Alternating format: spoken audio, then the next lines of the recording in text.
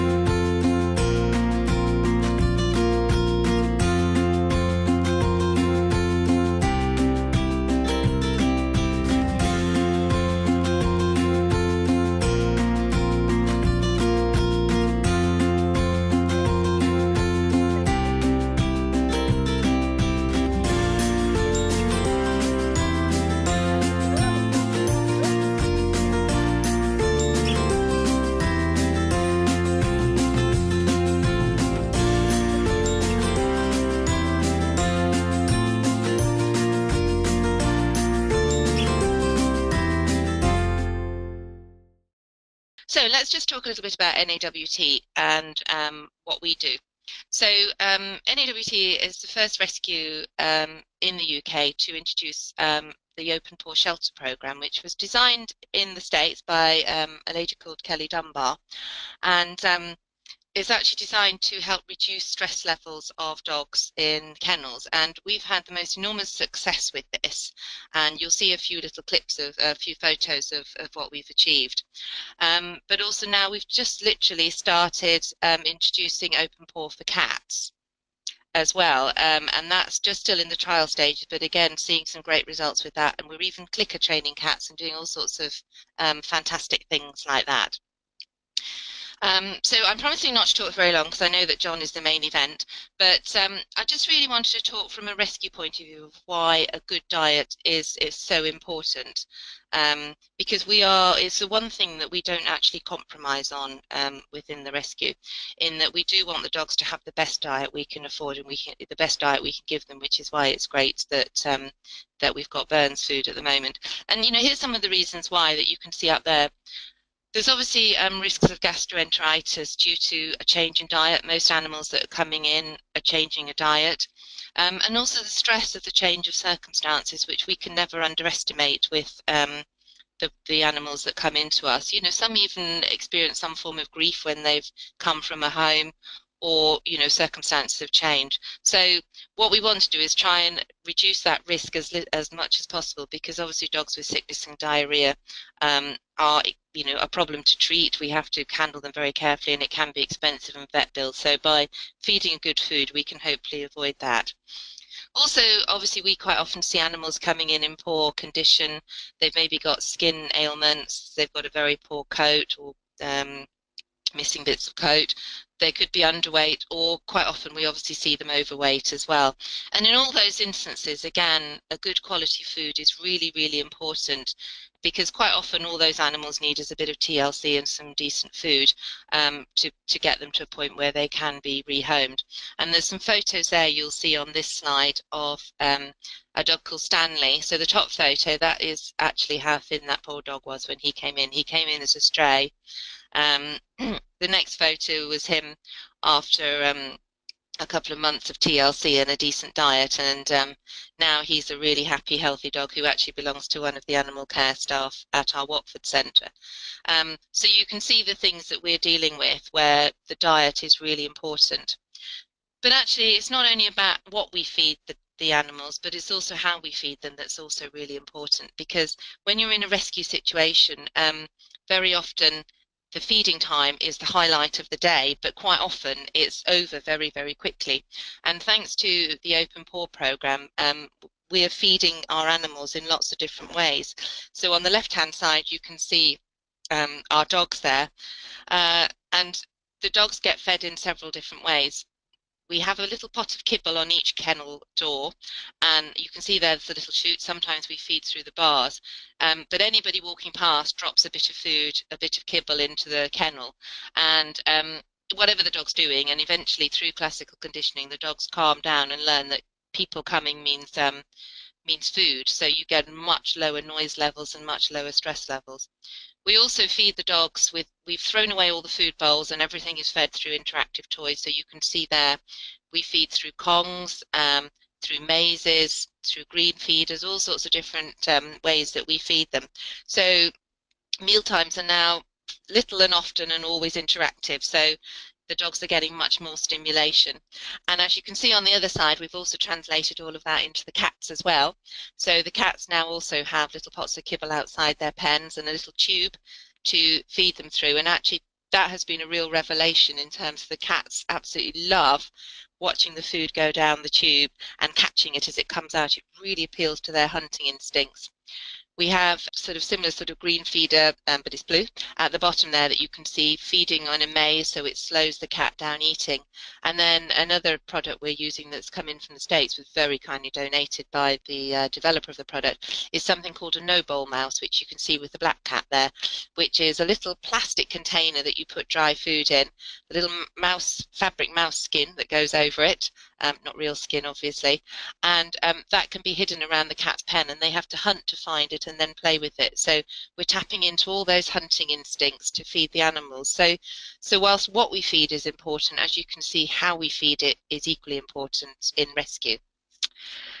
So that's it from me, but I want to introduce John Burns now to you, who's the founder of Burns Pet Foods, and he is going to talk about how he developed the food and all about feeding. You might just see a little change in slide now as we just hand over to John's computer. Okay, well, thanks to Claire and Wendy for the NAWT for organising this webinar. Classically, in a presentation, you're supposed to keep things simple, have 3 or 4 points to make, and my son Liam suggested maybe 10 slides. So true to form, I've got about 30 slides, and I'm going to give a whirlwind tour around most of what I've learned in the last 40 years or so. I hope you'll find some of this useful and interesting.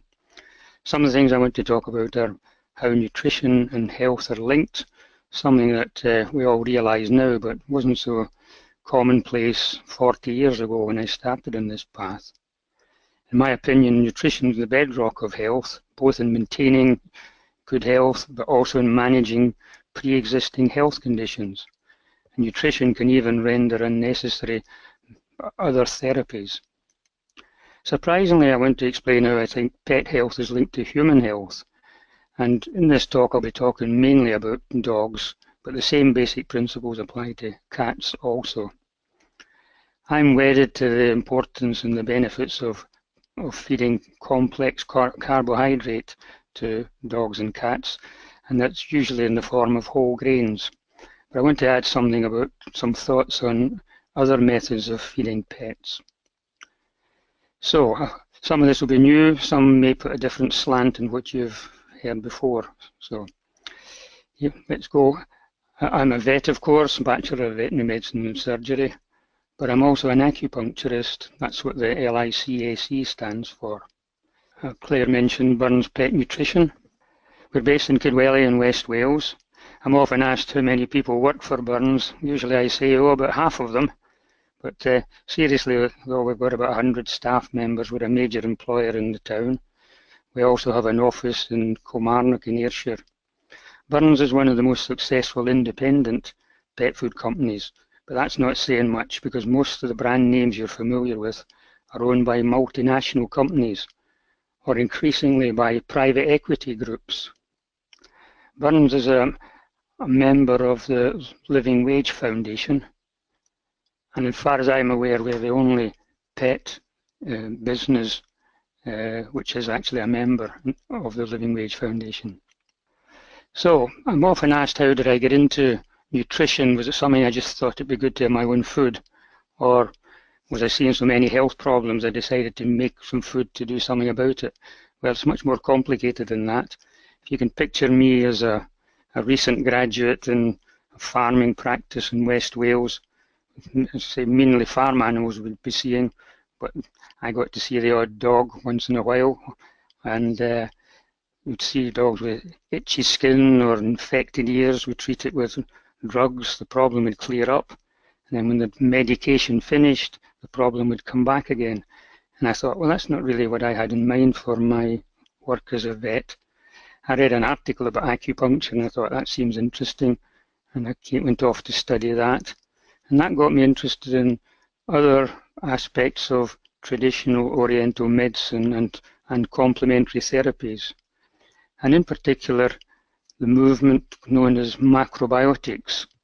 This comes from Greek words macro, which is great, and bios, which is life. The macrobiotics aims to combine traditional Oriental medicine philosophy with our modern lifestyle. Now, just a quick reminder here about evolution.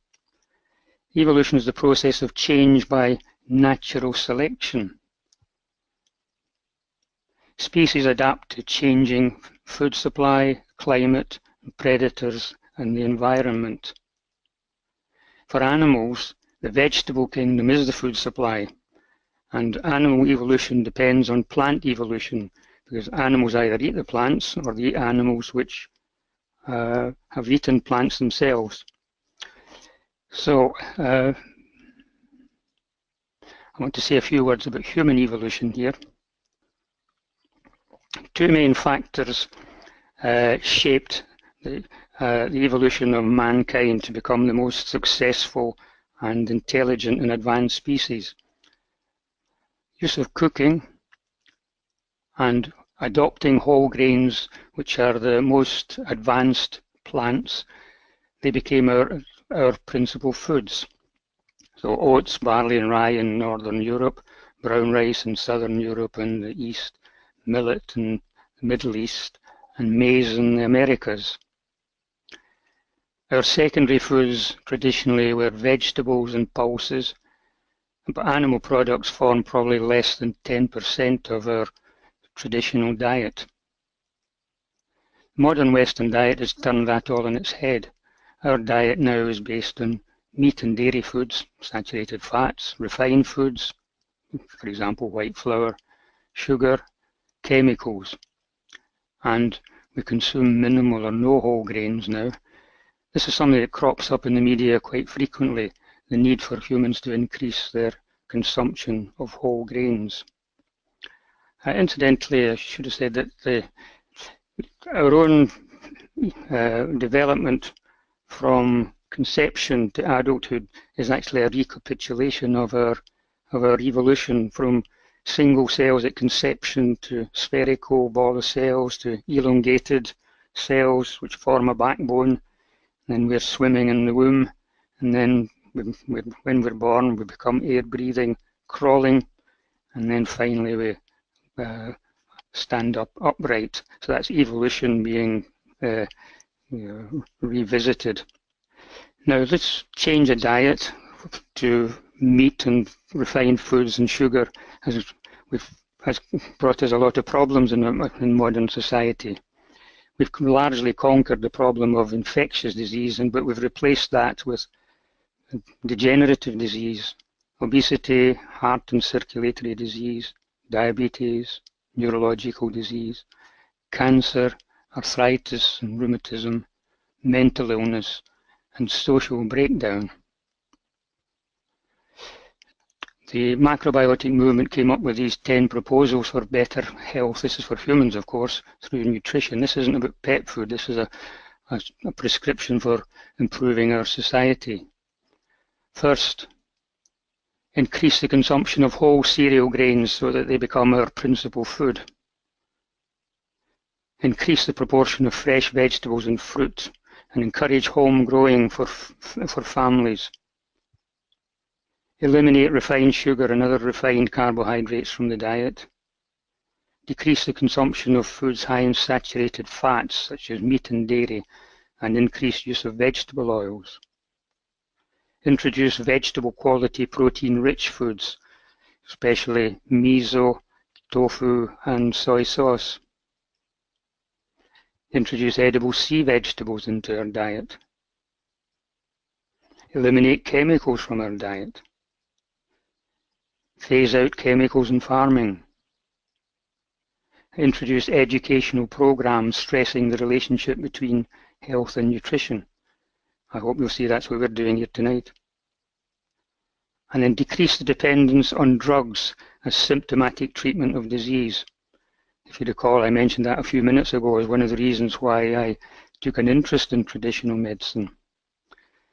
So, armed with that, I thought, this information, I thought, well, if this works for humans, it ought to work for pets as well. So, when I went back into veterinary practice, when I saw a health problem, I would advise my clients not to feed any commercial pet food at all, but to feed a home-cooked diet of brown rice, vegetables, and meat, roughly a third of each. As a nod to the fact that a dog, or a cat for that matter, was a carnivore, I would recommend something like 30% meat rather than the 10% that humans might have. I got great results in dealing with chronic health problems with that, but the problem is that nobody really wanted to do it. And I spent a long time, number of years actually, thinking about how to prepare food on a commercial basis. If people had done what I had suggested, there wouldn't be any Burns Pet Nutrition, but pet owners would all be cooking up food for their pets at home.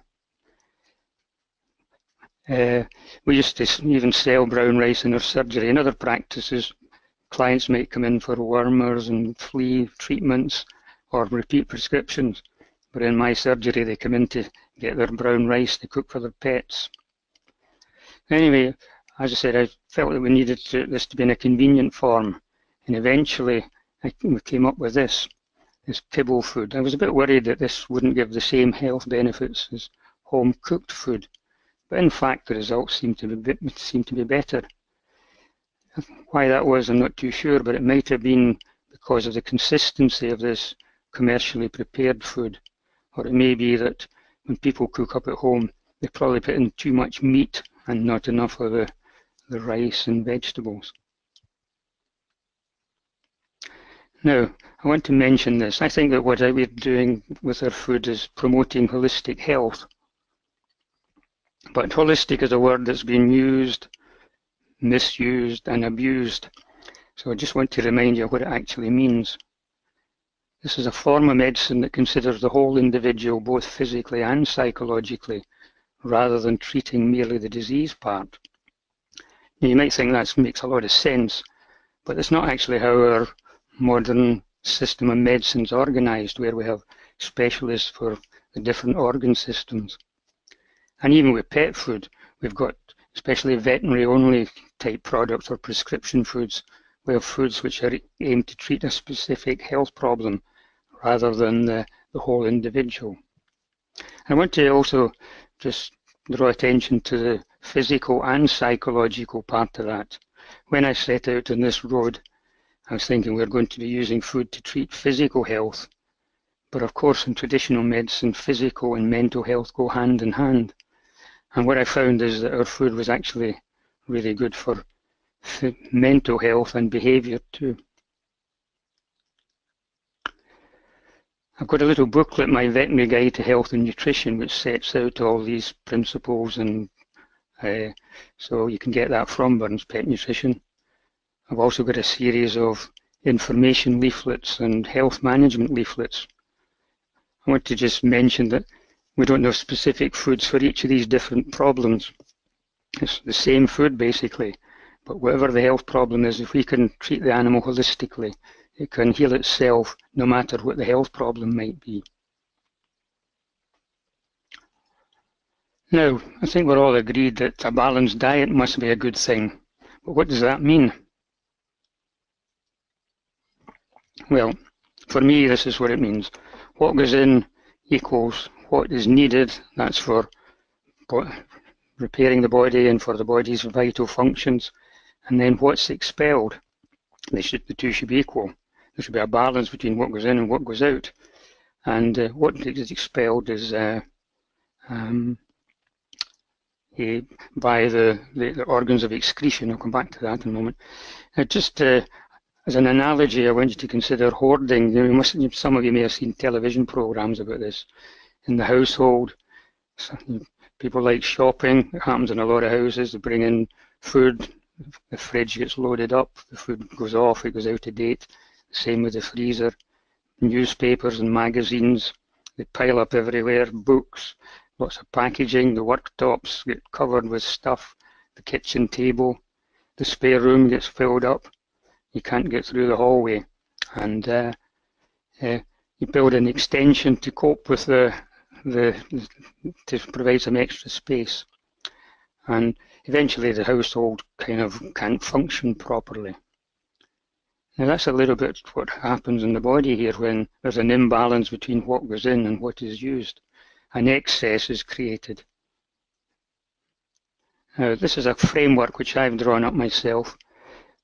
This excess causes two things. The excess accumulates or the body discharges it. And normally that happens through the liver and gallbladder and also through the kidneys and intestines and also through the lungs. These are the normal organs of elimination. But if the excess continues, this accumulation of excess leads to increased weight, or the organ systems and the blood vessels become clogged up. Best example of that is actually in humans when we think of atherosclerosis, where we get plaques of material clogging up the major blood vessels.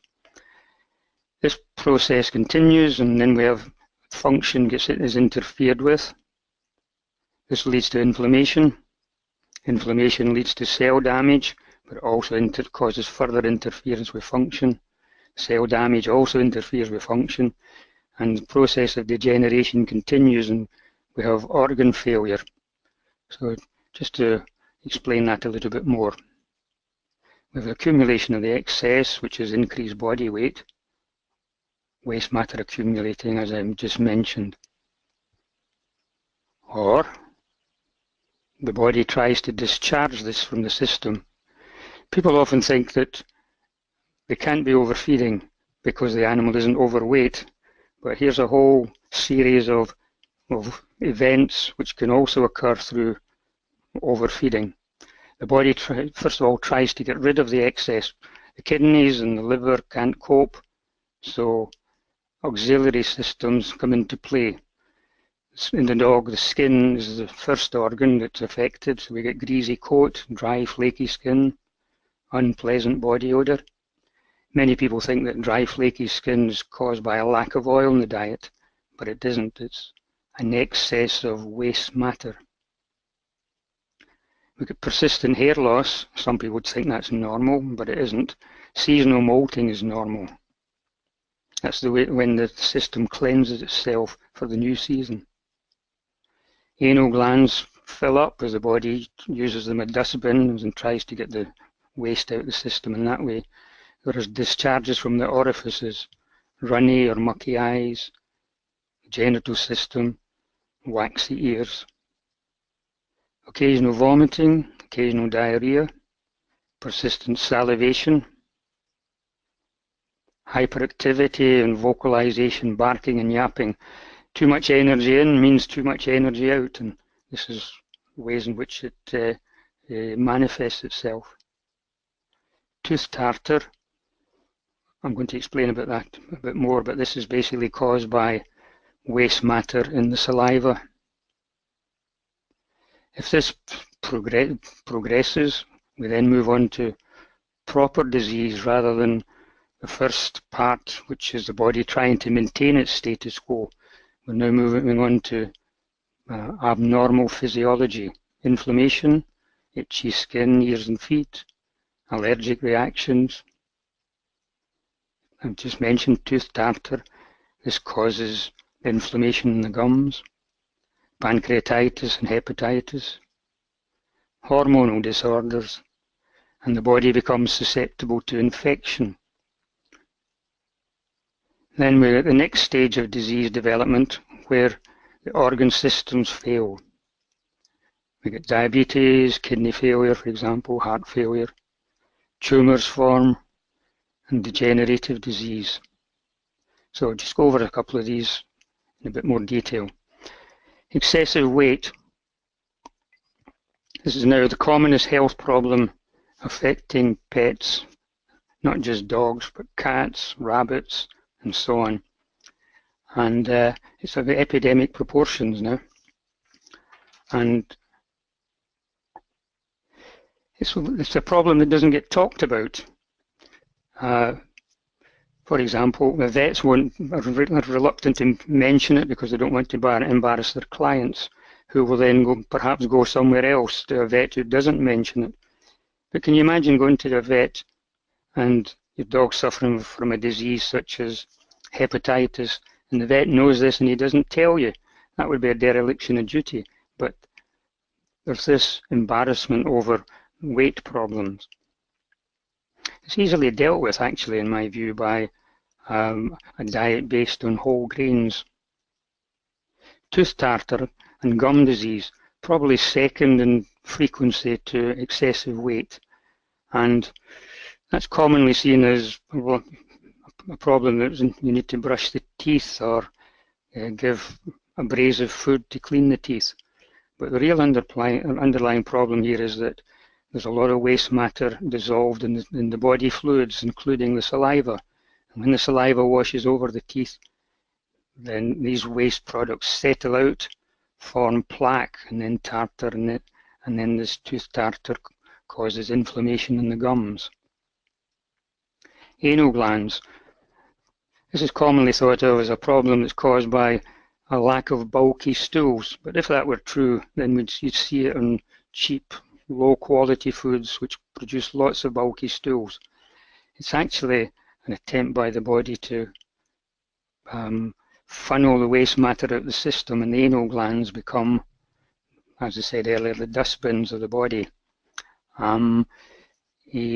So the solution here is a clean, healthy system, and the glands will stop filling in the first place. Epilepsy. I want to say something about that. I once attended a lecture on epilepsy at a veterinary conference in the United States. And the speaker said they'd run a trial using different medications. Try one drug, then when that wasn't working too well, they added a second drug, and then they added a third drug. But most of the dogs didn't even finish the trial because they were being put to sleep before the trial ended because nothing was working. And I was thinking, we actually get better results than that just using food. And the thinking of this holistically, epilepsy is a way of discharging excess of energy from the system. I mentioned this earlier about hyperactivity and barking, but if there's a little brain defect, then instead of being hyperactive, the dog gets a fit. And if we can control the energy intake using complex carbohydrates and low fat, low protein, then and a low feeding amount also, that's just as important, then we can actually help to control the fits too. Tear staining. Well, this has nothing to do with tear ducts. This is an example of a low-grade toxic condition of the system, and this toxic matter spills over onto the face. Correct food and the correct amount, and the tear staining will stop. It's quite hard to get there though, because pet owners don't like cutting back in the amount of food that they're giving. Pancreatitis, hepatitis, allergic reaction. Well, I mentioned them already in connection with inflammatory disease, stage 2 in disease development. Diabetes and kidney failure. Well, these were stage 3 in the development of disease. Now, you probably have gathered by now, I hope, that I'm a great fan of complex carbohydrates, fairly simple foods. But I want to talk about some other types of foods here, in particular, to start off with supermarket type foods. Typically, the ingredient listing would be something like this: meat and animal derivatives, cereals and cereal derivatives, permitted colorings and flavorings, permitted preservatives. Now, when I first started with my pet food, there weren't any other quality foods around. And people say to me, well, what's wrong with pet foods? Like, what's in them? And I would say, well, you can't actually tell because you don't know what's in the food. The manufacturer, but you can see the effect on the pet's health. Manufacturers do this, I think, for 2 reasons. One is they don't want you to know what's in there, because otherwise you might not buy it. But secondly, it allows the manufacturer to change the formulation. For example, if cheaper ingredients become available, the food is reformulated to use these cheaper ingredients. But the manufacturer doesn't have to change the packaging because of using this vague explanation. This type of food is for people who are interested in pet health and welfare. We should be encouraging pet owners to move away from this kind of food. Unfortunately, this is what dominates the market. These are some of the best known brand names and the most popular. Now, I want to say something about raw feeding.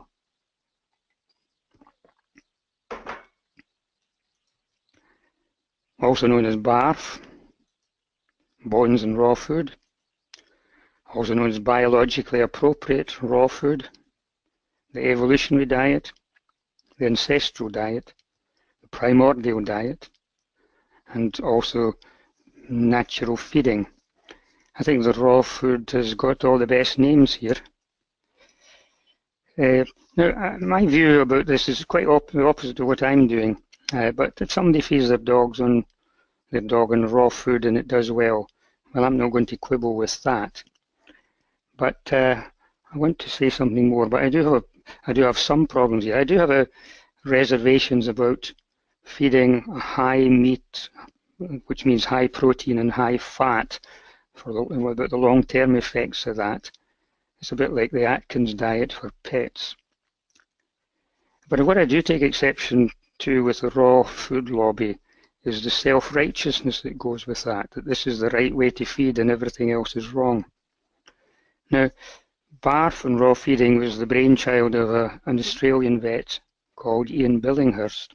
I heard him giving a talk on this at a holistic vet conference in the United States. And he explained that back home in Australia, he was feeding his own dogs on what he thought was the best quality pet food, but they were getting ill on it. Incidentally, around that same time, I was in Wales telling my clients not to feed any pet food, any commercial pet food.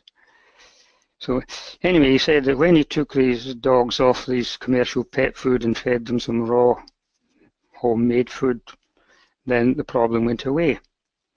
And he related this to the dog's ancestry and where they come from, and this is a more natural way of doing things. When he was explaining this, I thought to myself, I've got this all wrong here. Until he came to the point when he said, when you do this, you feed the raw food instead of the commercial pet food, the health problems all go away. And I thought, yes, I get the same results. So, anyway, intuitively it seems plausible. It seems the right thing, doesn't it, that dogs are primarily meat eaters because of this ancestry. And Ian Billinghurst argued that dogs haven't changed since their time as wild dogs, that they can't digest carbohydrate, that they haven't had time to adjust to different foods from the wild, and that carbohydrate causes food allergies, and even that cooking makes food indigestible. Now, the kindest thing I can say about all that is it is manifestly incorrect. So let's take these in turn. Biologically appropriate raw food. Well, if we think of the lifestyle of a wild dog and compare that with a domestic dog, a wild dog has to hunt, compete with with the others for food and even for a mate. They live out in a cold environment. They have to see themselves through the winter and so on. Compared to the domestic dog, there is no similarity whatsoever in lifestyle. So why would you expect that a diet which is appropriate for a wild dog would be appropriate for a domesticated one? Now, I just want to move on here for a second, just to remind you about evolution, which is change by natural selection, and where species change according to their environment. But when the dog became domesticated, evolution ended for the dog, and after that change came about by human selection rather than by natural selection, whereby man selected dogs and bred from them according to his own purposes. So I want to just take you back 15,000 years to whenever dogs first became domesticated. You know, Fred Flintstone came home one night with this puppy, a wild dog puppy. The children were playing with it. They gave it some homemade food, some gruel, and it got diarrhea all over the place. And Wilma Flintstone said, "Look at the mess on my good straw floor here. Get that thing out of here." And Fred said, "Well, but the kids love playing with it." And she said, "Well, you can keep it, but keep it outside the house." Anyway, this dog grew up. It started to bark at wild dogs and other predators who came near, so it was performing a useful function. Anyway, when it grew up, it ran away. A week later, it came back. 2 months later, it produced a litter of puppies. And these puppies, they put down some gruel for them. Well, you can imagine the mess when Wilma hit the roof of the cave, and she said, "Get them out of here." And Fred said, okay, but this one isn't just so bad as the others. And when we say, well, that one can stay, but the others could go. Now that's human selection in action, that the one which was a little bit different from the rest was kept, and so it went. Within, and I imagine, within about 3 or 4 generations, we find that this wild dog had become used to human food. So for the rest of the 15,000 years, probably 10,000 generations, domestic dogs have become used to eating human food, which is whole grains. And the science backs this up, of course, because dogs have very sophisticated digestive system which can digest grains. So I just want to go back for 1 second to that slide. So the whole point about evolution is that species change, but calling this raw feeding evolutionary is the opposite of that, because the argument here is that species don't change. So also I want to say about natural feeding here that this term has been hijacked by the raw food lobby. I think that what I'm doing is actually natural feeding, but based on whole grains and complex carbohydrate, which encourages the natural, innate capability of the system to look after itself and for all systems to function naturally. Another method of feeding, just get past that, grain-free. This is fairly new. I think this has been developed not for the needs of health and nutrition, but as a way of developing a market for a product. Now, I don't have a great problem with it. There are 2 types of grain-free: the high meat diets, which are akin to the raw feeding which we just mentioned. But there's also the alternative carbohydrate, which is usually potato and sweet potato. And these don't have the protein and the minerals that grains have, but basically they're kind of okay. Except that my main problem with grain-free is this, that it perpetuates the myth that grains are inherently damaging to health, that dogs can't digest grains, and even cats. That's not true at all. Or that grains cause food intolerance and food allergy. Once again, that's not true at all, with the possible exception, of course, of wheat, which I think there's some substance to that dogs have a problem with wheat, and I don't actually use that myself. I want to say something about feeding amounts. This diagram here, on the left we've got number of dogs, and then along the bottom we've got percentage of energy need. 100 in the middle is average energy need. So if we take a group of dogs, same size, age, breed, level of activity and so on, this is the kind of range of energy need. The majority, of course, are average. But on the left-hand side here, we've got a small percentage whose energy needs is half the average. And on the right-hand side, we've got a small percentage whose energy needs is 1.5 times the average. And of course, many dogs fall in between those extremes. Now, before I started with pet food, my clients might ask me, how much food should I give? And I would say, well, read what it says on the bag and then ignore it.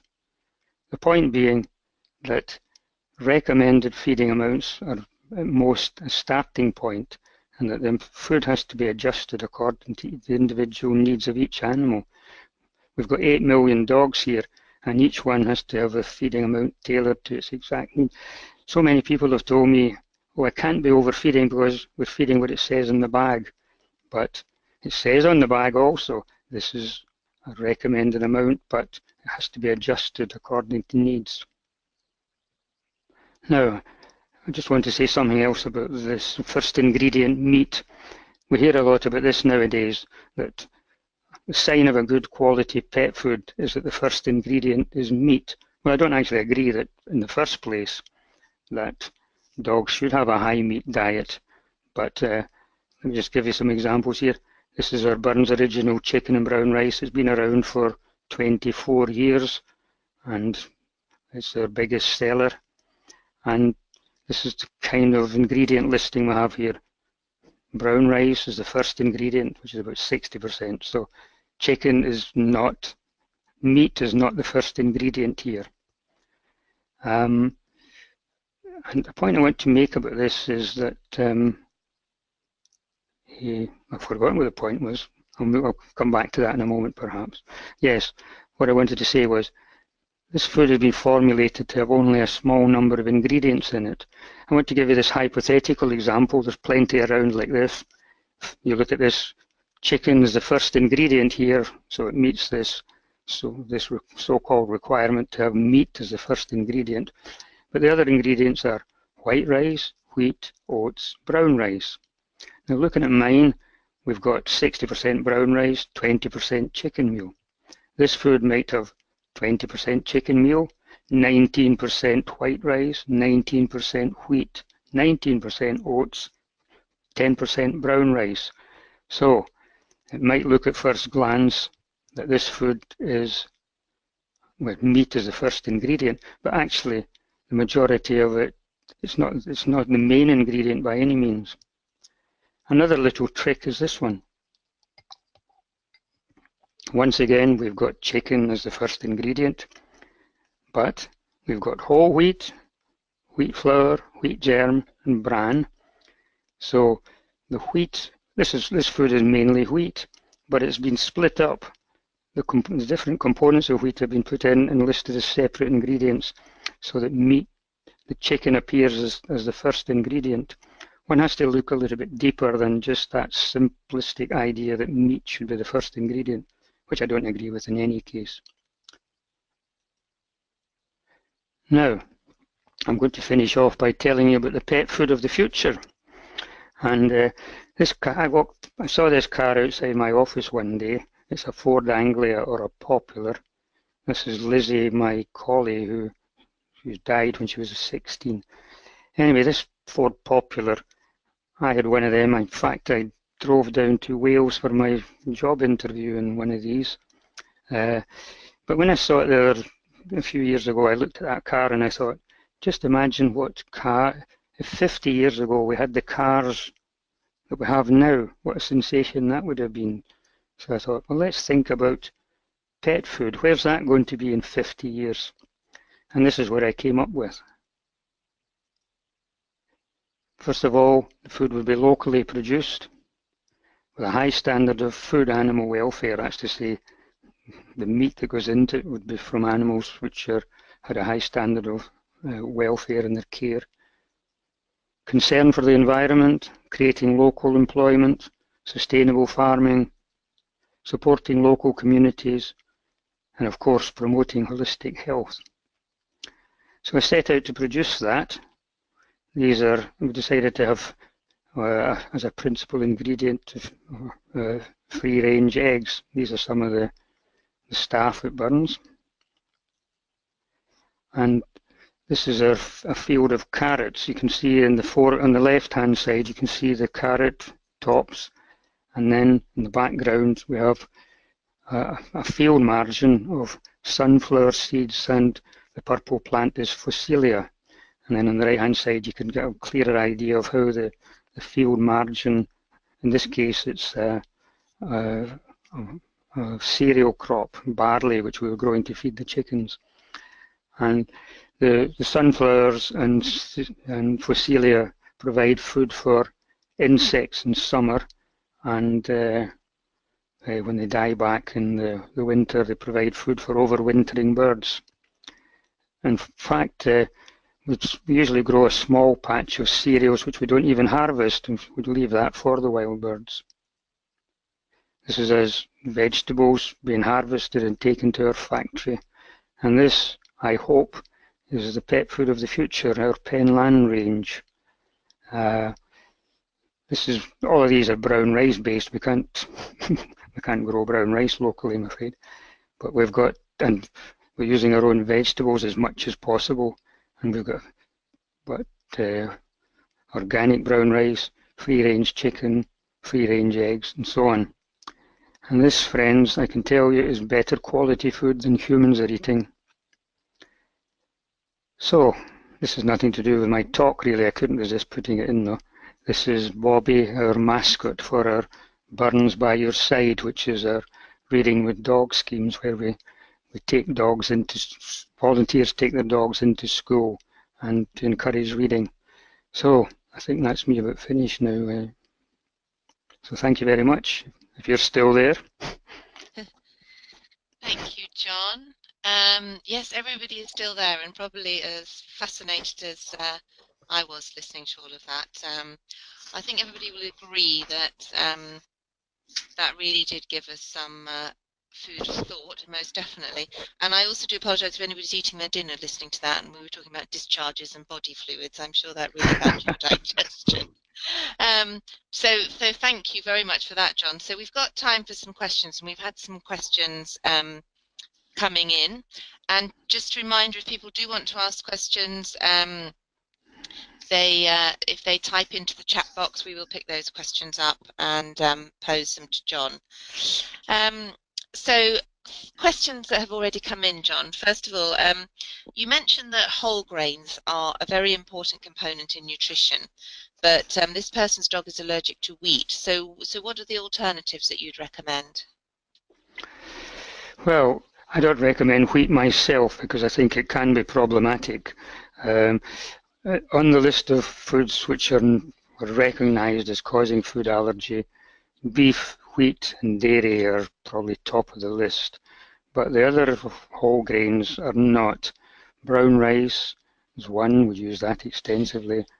We also use maize, an excellent food which doesn't cause allergies and is highly digestible. And maize, I must say, has had a terrible press from people who don't really know what they're talking about. They say maize is a bad thing to give dogs, it causes allergy. Completely untrue. People who are actually feeding our maize-based foods find it's wonderful. So those are three choices here. We've got brown rice, maize-based, oat-based. These are all highly digestible, satisfactory foods. Yeah, but I want to say a little bit about food, about this, the potential for food allergy. We could devote a whole webinar to that on its own. People often assume that the dogs are allergic to certain foods because the dog may not do well on a certain brand of food which has got wheat in it. But there may be other ingredients there, and it could be one of those ingredients. The only really effective way to determine whether the dog truly is allergic to any food ingredient is to conduct an elimination trial where you cut out everything else and then reintroduce that food and see if it causes an upset. A lot of people think that they have food allergy testing done on their dogs. Well, sorry to say, but if you've spent money on that, it's an expensive waste of money because not only is it not accurate, but it can be misleading. So, is that enough on that? You? Finished? Yeah. Yep. So next question I've got here is my dog is on dry kibble food and seems to be doing fine with it. The only problem is that he doesn't drink very much water apart from the muddy puddles in the park. So should I be worried about this? Well, I answered questions on feeding in one of the dog magazines, Your Dog, and that came up a few weeks ago, actually. My answer then was that, isn't it infuriating? You're trying to do your best for your dog, and then it goes out and does something filthy like that. Now, the dog has actually got enzymes in the saliva which can be very helpful in killing off bacteria. In fact, that's something that was discovered by Sir Alexander Fleming, his main discovery, of course, was penicillin, and who came from the same town as I was brought up in Darvel in Ayrshire. Anyway, my suggestion at that time was that perhaps that the dog could smell chemicals in the tap water in the house, and that wasn't the case in rainwater. So it might be worth trying using spring water at home and to see if that would help. But I've had another thought about this, and one of the subjects I didn't cover in this talk today was poo eating. And poo eating is quite a common problem, actually. And some people think, oh, it's normal, it's things dogs do, it's harmless. They say also that perhaps there's something in the poo that the dog, something undigested food in there. Or that the dog is lacking something. And I don't think any of that is the case at all. I think what's happening, poo eating is an example of a depraved appetite. Depraved means corrupt here, and it's abnormal, and it's something which I think maybe is a health issue, really. I've usually thought of it as probably a disorder of the digestive system. But fresh off the press, I'm thinking that perhaps this is a problem of mental health rather than physical health, this depraved appetite. And I'm just wondering now, is drinking from muddy puddles like this another example of depraved appetite, but not for solid material, but for water? So I think this is something that should be considered. The person who wrote in said, I'm feeding a dry kibble, but I have to say that not all dry kibbles are born equal, and that it may be that the quality of the food should be looked at, and in line with what I've been talking about earlier. A high quality food fed sparingly may improve mental health as well as physical health, and I think that's something that would be worth a try here. But I've only just thought of that now, so I don't know for sure about that. It's certainly worth a try, though. I love the way your brain works, John. And I think that's really interesting because you were talking earlier about holistic feeding and, you know, the holistic care of the dog. And I guess that all fits in quite well with it, doesn't it? Yes, Depraved appetite and quality of food. Fascinating. Right, let's move on to another question. So the question here is, as different breeds of dogs have different jobs, you know, some are working, some are non-working, how can you produce different types of food to suit each of those dogs, or do you indeed need to? Well, we've got 8 million dogs there, and they've all got different needs. And I showed you the graph earlier showing how individuals of the same size, age, breed, level of activity can vary so much in their needs. I remember a pet food manufacturer claiming that they had developed precise nutrition. And I thought, well, there is no such thing as precise nutrition. But luckily, the system, the body has quite a large tolerance here, and we can produce foods which can vary in their energy density. For example, the maintenance normal activity, one would require a lower level of energy, kilocalories, so it would probably have less fat in it. But a dog which we want to work and do a lot of physical work, then that food would have probably more protein in it and higher level of fat to meet that increased energy need. But a lot of this comes down to common sense and the willingness of pet owners to feed according to need. Manufacturers just can't do that. It's down to the owner to take some responsibility for varying and experimenting even with the amount of food that they give the dog, or getting professional advice. We have a nutrition team to help with that. So, but yes, you can produce foods which broadly meet the needs, but it has to be tailored or adjusted according to individual need. Thank you. And actually, there's another question that kind of links into that's come through that says, was just going back to one of the points you made and said, why does a lower amount of protein seem to suit dogs? Sometimes what really matters is not what you give the dog, but what you don't give. And you've seen how I've developed this method of feeding based on a traditional way of feeding of humans, and how humans, dogs, and have been associated with humans, and that's based on feeding whole grains. When I recommended home cooking brown rice, meat, and vegetables to pet owners, I did not have a clue how much protein and fat that was delivering. And it was only when it came to developing a commercial food that I had to take that sort of thing into account. Now, as far as protein is concerned, all animals have a need for a certain amount of protein for repair and for the normal metabolism, the functioning of the system. If that protein level is exceeded, then that excess of protein is then diverted to energy or energy usage, or just converted into fat for storage. So protein and fat produce more waste matter in the system than carbohydrate does. So that's why I think that high carbohydrate diet is a cleaner type of food. Carbohydrate breaks down ultimately to carbon dioxide and water, and the carbon dioxide is expelled in the breath, and of course the water is actually used in the system. So yes, dogs can use a higher level of protein, but they don't actually need it. Thank you. That's very interesting, isn't it? We have a cat question here in amongst all the dog questions. Great. Yay, let's give the cats a go.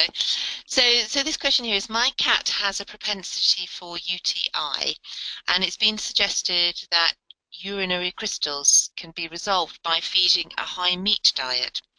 Is that accurate, or is in fact the meat the cause? That's a good question. Yes, it is indeed. I suspect that first thing to consider here is this urinary tract infection in cats is very common in multi-cat households, and it's the stress of, you might think that cats are good companions to each other, but actually it can be very stressful for many cats, and that's how it can appear as a urinary tract infection. So that's one thing to consider. As far as the food is concerned, yes, I would take the view that, as I've already explained, that a higher carbohydrate, a grain-based diet actually with a lower protein and lower fat will reduce the amount of waste matter in the system and keep the urine cleaner. So yes. And fascinating, back to that holistic thing again, isn't it? About treating the animal holistically, and that's something we've actually learned as we've been understanding more about cat behavior and cat stress behavior through our open paw for cats, is how so many behavior problems just really come down to a lack of enrichment for the cats. And I'm guessing it's looking at everything together, isn't it? Particularly, as you said, in multi-cat households. Yes, so back to the dog questions now. So this is from someone whose dog's recently had surgery to remove bladder stones. And I didn't realise this, but these stones have been sent to Minnesota for testing, to see what type they are, but they haven't had the results yet. They're currently feeding Burns food, both dry and moist, and they have admitted to feeding some little extras as well. So the question is Burns suitable for dogs that are susceptible to bladder stones? Well, I believe that my food should prevent all health problems, but the key to this is getting the feeding amount right and avoiding feeding other foods also. And these can be quite difficult. Pet owners, as I said, they say we were feeding according to what it says on the bag. And if feeding moist and dry together, I wonder if the moist is being used there to encourage the dog to eat the dry food. And if that's the case, then that's something that shouldn't really be done. The dog should be willing enough to eat the dry food on its own. Yes, by all means use some moist food, but not as a way of encouraging or getting the dog to eat the dry food, because that to me indicates that the dog's needs are being exceeded. So it'd be useful to find out what kind of stones these are, but I certainly wouldn't expect that if dog was being fed the right amount. But this is something that maybe needs some professional advice from us for the future, at least. Yeah. Another thing to consider is which variety of Burns food is being fed. I think that's something we should consider. The lamb and pork varieties have got a little bit more mineral than say the chicken and duck and the fish. So that's something that might need to be looked at also.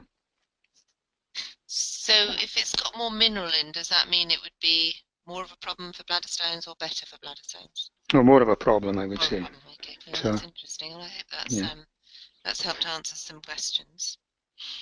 So another question here, and you may not want to comment on other brands of pet food, but this person feeds their miniature schnauzer James Wellbeloved, and is interested to know if if this has got the same ingredients as Burns, if it's a similar food, um, and if so, what food would be best to feed a miniature schnauzer, or does it depend on the dog? So I don't know if you want to discuss the competition or not, John.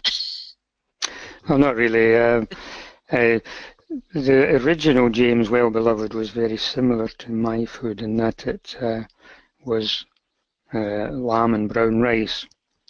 But I will say this, that when the original company was sold, the formulation changed and beet pulp was introduced to it, which is something I don't really agree with. But aside from that, I don't want to be too critical. James Wellbeloved is certainly a better quality of food than most. So, which is best? I would always say my food is better, but surprise, surprise. Of course you But would. Of no, course I you don't. would. I don't want to be. I don't want to be too critical. No, no, I appreciate that. Compared to all other foods, our Burns food is more digestible in general because we don't use beet pulp, and beet pulp is put in there. It's a fibre and fibrous, and I don't think it's necessary in the food.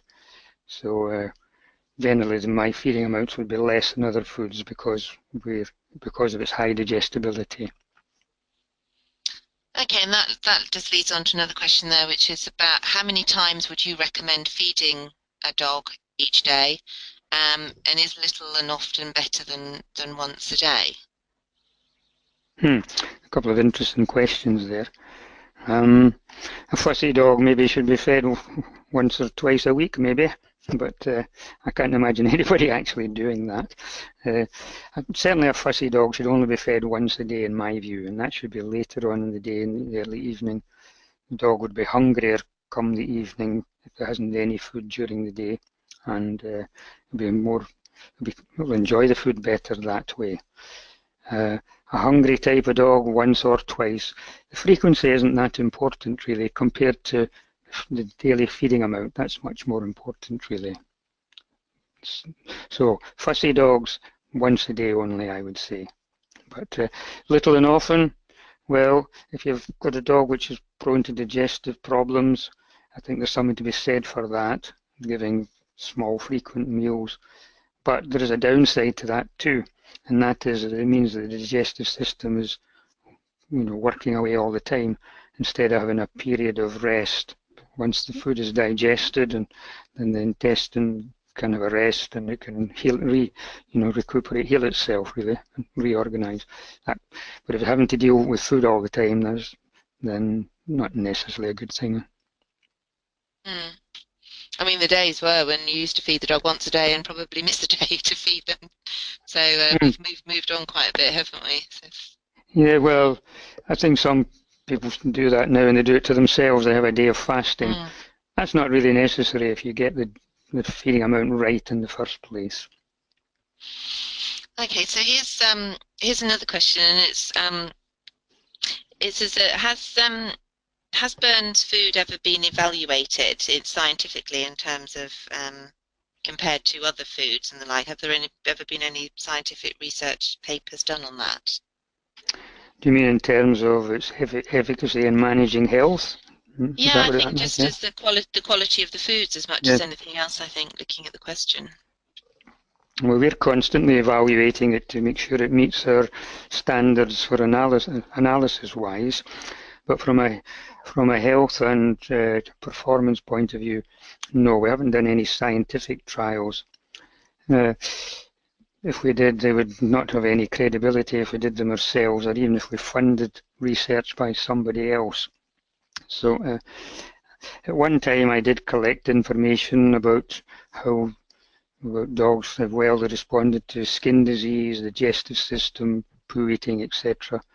But the results that were coming back were, the food was 80% successful in 80% of cases, or 90%. That's when I realized that this was self-selected So it's not really credible from a scientific point of view. So no, my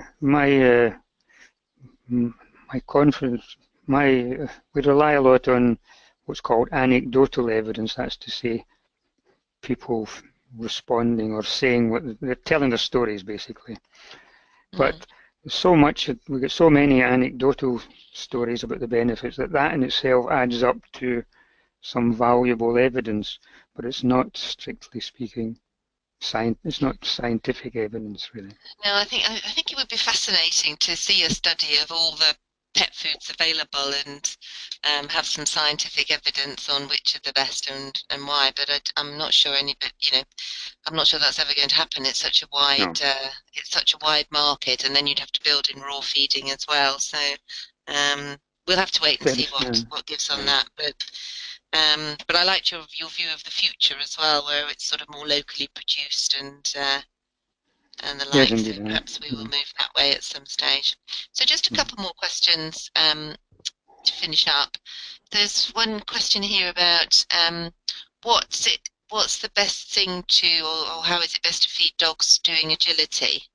Um, so I guess that's around what's the best type of balance of food to feed them. I'm guessing that goes back a little bit to your working dogs answer. Not necessarily. Well, yes, a little bit. Well, if a dog is performing in an agility, then the question of holistic health arises once more. You need this dog to have good all-round general health to be able to perform, and it needn't necessarily be a high-energy food or a high-fat food, because certainly with our foods, the maintenance normal adult foods will sustain a moderate level of activity. And so a high energy food wouldn't normally be needed for agility. For, even with training, dogs are not going to spend a huge number of hours a week on that. So same food as for dogs which are not performing. I think that if the danger could be that if you fed a food for working dogs, a high energy food with a lot of fat, then it could create some health problems. Interesting. That's very Yeah. interesting. Thank you. So just one final question then here. Can dogs do well on a vegetarian diet? Well, dogs can live and thrive on a vegetarian diet. I think that gives I think actually I forgot to mention that kind of gives the lie to the idea that dogs are carnivores. They may have been at one time, but they're now adapted to so much to domestication that they can be vegetarian. Do they do well in that? Well, I don't have much experience of that actually. I would certainly expect them to do. We do have one vegetarian food, which is our Penlan food. It's not vegan, but it's vegetarian. Our Penlan with the egg in it, that's certified as a vegetarian. I have looked at other vegetarian foods.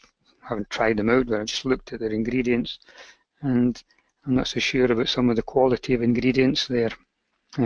But no, can't mention any names there.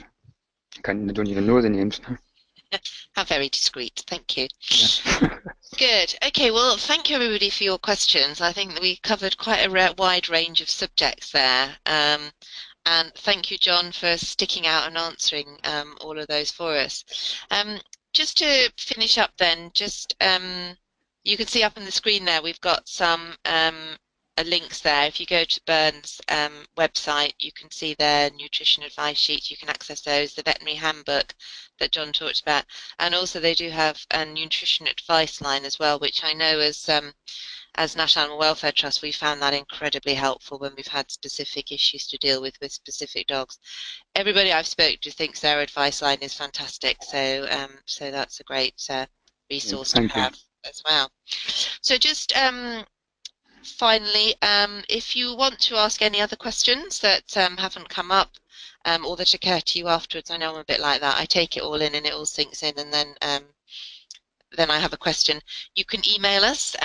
John's email is up there and my email is up there as well.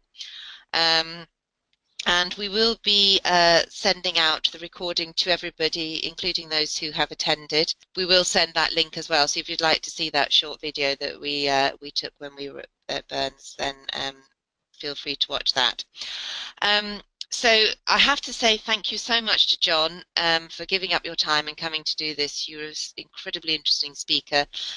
You certainly made me rethink a number of myths that I had thought about pet food, and I hope he's given you all some food for thought as well. And just finally, just an unashamed plug. Um, in that we are completely reliant on donations at National Animal Welfare Trust. We've been able to offer this webinar for free because we think it's an important subject for pet owners to listen to and consider. If you found it useful, please do consider making a small contribution to us by visiting our website and clicking on the donate button. Otherwise, as you can see there, you can text to NAWT 33. Text NAWT 33 to the number there. Thank you, everybody. We've had a really very low rate drop-off rate, as they call it. Everybody has really stayed to the end, which I think suggests that you found this as fascinating as I have.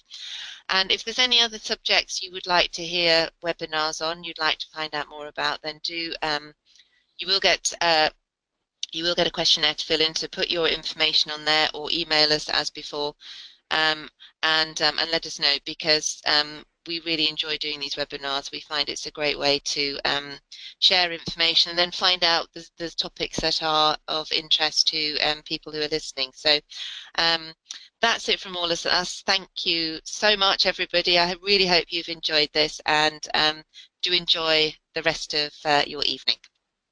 Well, thank you very much too. Thank Bye. you.